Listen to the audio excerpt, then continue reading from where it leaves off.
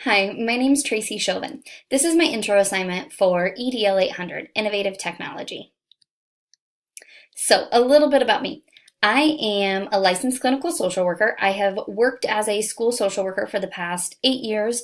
The past 7 years have been with the Shawnee Mission School District, and I currently practice in two elementary schools. I am seeking a district level position related to student health and wellness, related to mental health. I really want to work on getting the foundation in place for student wellness and a whole child experience in the school setting, and to have policies and procedures in place in order for anyone in the school setting to implement those types of strategies. And that is why I chose Fort Hays State University for my educational leadership certificate. It has flexibility and will enable me to reach further in my career. So, looking at the impact, implications, and influence of technological resources and what they have on classroom instruction, student achievement, and continuous school improvement. I believe with using creativity and innovative ideas in the classroom, students become accustomed to learning being an integral and vital part of all aspects of their lives. So it establishes learning habits for after graduation, for every environment that the students continue on, and it also creates national opportunities for school improvement. So I believe that they're woven together and enhance each other. The innovation that using innovative application of technology, innovative teaching methods, and will lead to data that will help us meet all students' needs. So, for example, teachers from around the world are able to be in your classroom. We are able to connect with students across the globe so that we can build relationships with everybody, so that we can learn about other cultures, so that we can learn about everything going on in the world. We have mobile technology now, mobile apps let our teachers conduct digital polls, enhance presentation skills, incorporates technological skills within our core lessons. We're also able to assess students with special needs and diverse needs in order to meet all needs of students. We're able to think of technology, but we're also able to think about innovation in terms of child psychology, learning theories, teaching methods. So moving to a relationship-focused classroom and culture is now innovation in and of itself in terms of teaching methods. We're able to, with innovative teaching methods, also work on what I call practical skills instead of the soft skills, because it's all skills. We need these skills for life.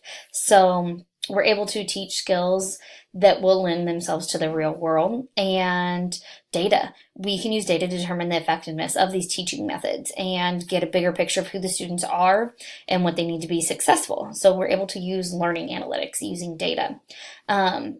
Students become the drivers of their own learning with technology and with innovative ideas and with building relationships and having a culture of relationships first. Personal use and proposed plan. Let's look at this. My current utilization. So with students, it is actually pretty minimal. And I say with students, it's minimal because in order to support implementation of social, emotional, and character development standards, I co-teach in every single grade level, K through 6 in my building. I provide small group counseling and I do individual counseling to students. With co-teaching, I adapt to the comfort of the teachers. We utilize technology in grades 2, 4, 5, and 6. So we use Google Classrooms, Mentimeter, Kahoot, various apps. For example, one of our culminating projects in second grade was up to the students what they did to show their knowledge, to share with others. And some of the students chose to create, using coding, a skit or scenario to talk about our problem solving skills that we had just done. And they utilized strategies from the friendship lessons we had done to reach those social, emotional, character development standards, but they did it via coding. Instead of creating an iMovie, they created a situation that happened on the screen using what appeared to be Minecraft characters. K through 3, overall, though, we're more hands-on and cross-curricular with arts for activities. So we do art project, songs, dancing, movement. It is, again, up to the teacher and how comfortable they feel with us co-teaching.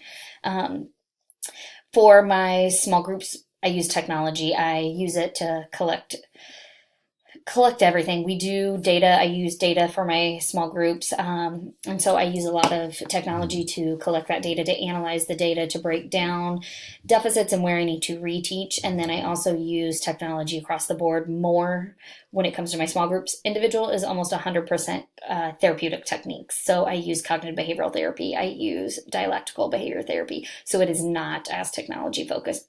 It's more talk therapy, using therapeutic tools as stated. To collect data, my use of technology is minimal to moderate. As much of the data I collect is dependent on others completing forms, I adapt to the comfort level again, which is frequently pen and paper. But I use Google Forms. I use data apps for my own. In order to enhance my current practices, in order to improve student achievement and support continuous school improvement, I really want to look into incorporating it more into my co-teaching lesson plans to help staff become more comfortable. I want to look for therapeutic tools to support group and individual sessions. I'm not as familiar with a lot of hands-on activities, but I'm not as familiar with therapeutic tools specifically for counseling and therapy that can be used small group and individual. But I think that that's a point of exploration for me. And use of resources. I really need to branch out when it comes to technology and innovation. And I really think that using this class, my PLC, my networks online would be a great use of resources to find more tools. It's also notable that the Shawnee Mission School District is going to move to using Panorama next year, which is a behavioral and social emotional character development data monitoring tool. So in terms of that, there will be few funding issues enhancing data collection related to my competency areas. And funding is also less of a concern regarding updating lessons with new innovative ideas. I don't need as much funding for anything like that. We have a lot of technology available in my district, as we are a one-to-one school district. So funding is not as big of a priority for me, so much as the ideas and the resources. Thank you so much, and I look forward to working with everybody in our innovative technology class.